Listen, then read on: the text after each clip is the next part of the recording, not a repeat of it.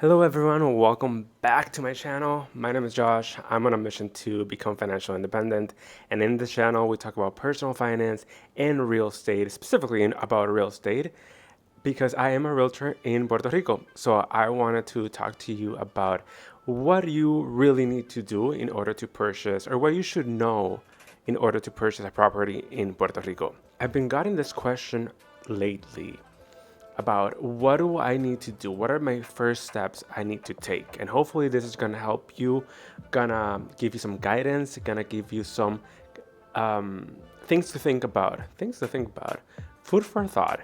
So you can actually have an idea on what you need to know in order to purchase a property in Puerto Rico. And I'm gonna talk mostly about buying through finance. So the first thing is a lot, I would say 98, 99% of lenders, mortgage lenders, mortgage brokers, or traditional banks, they do not operate in Puerto Rico. They might have maybe one subsidiary. Is that the right word?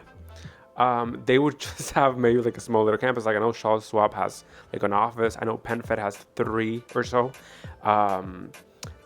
But most of them, they don't give out mortgages to for people to actually buy properties in Puerto Rico. So that's really important for you to know. It's most likely gonna be someone that has a license. They have to have a license. They have to have a license if they want to operate in Puerto Rico, and most do not. So most likely the big banks here are Banco Popular, First Bank, Oriental. Those are their 3 big banks. You could say we also have co-ops, and we also have mortgage brokers, we have lenders, etc. But it just depends which one you actually want to work with. And I will say most of the time they're actually giving you the same percentage. It's just a matter of service for me. Who's actually going to answer the phone when you need them? Because that will happen. You will have to need them at some point, or they might need you, and then that's when they actually call you until you answer. But vice versa, then make sure you actually have a good service. You have people that can literally explain to you the process and all the details, and it's not going to be a problem for them, or they're not going to be stubborn enough to it, right? They're there for you to help you. So make sure you're choosing very wisely who you actually end up doing business with. Número 2, it's going to be that you actually have to be in Puerto Rico to close on your deal. So it is a wet signature state, I believe that's the term. So that means that in order for you to close on the deal, on the mortgage, or if you're buying cash, regardless, you still have to be in Puerto Rico. If you're not in Puerto Rico, you're gonna need to actually go through some legal services. It's actually gonna be a little bit more expensive for you. You're gonna need some representation in order to actually close on the deal.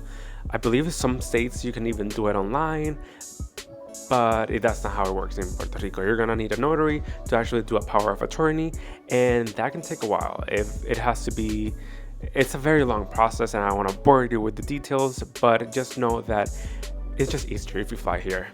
Fly here, sign, leave tomorrow, and then call it a day. If this is gonna be your second property, or you can't move immediately.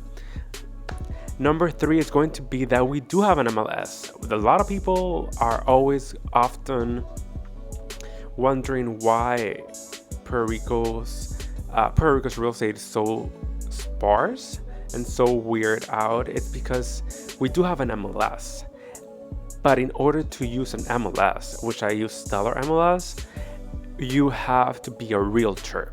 And this is important for you to know. Not every single real estate agent is a realtor. A realtor is actually an association, and that comes with fees. You guessed it. And what do a lot of people don't want to do? They don't want to pay fees. Exactly. So most of the things you're going to see on Zillow, Trulia, Realtor.com are actually not, maybe I would say it's like not even 10% of the properties, because there's 20,000 real estate licenses in Puerto Rico, 20 something thousand. I would say, I think it's only like 1,000, 2,000 are actually realtors. So you're not really seeing what's really out there. There's other websites like clasificadosonline.com or .com, and you can get maybe a better idea of that. But to be honest, you guys, it's a mess. It's not only that.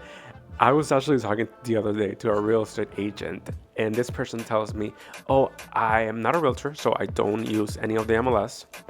And the MLS, as I said, it's connected to Realtor, Trulia, all those websites. And I don't use clasificados online. And I asked this person, like, how are you promoting your listings? Oh, word of mouth, or I just post them on Facebook. That, for me, that's not really how you do business, because you want to make sure that the message is out there. And you got to be careful who you pick as a seller, a realtor that's going to represent you as a seller. But yeah, it happens. And we're not talking about like out of pocket listings. Like, they were literally supposed to be shown. But I guess if you don't go to this person's Facebook, you're never gonna see them. That's another. I've seen a lot of listings on Facebook Marketplace versus other places because it is free. Again, careful who you pick.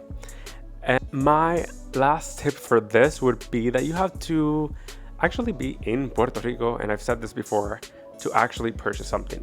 And in the sense of, like, if you're seeing this not as a business, right? You're not thinking, oh, I'm gonna buy a 10-story building, whatever, and I don't care. It just makes sense for you.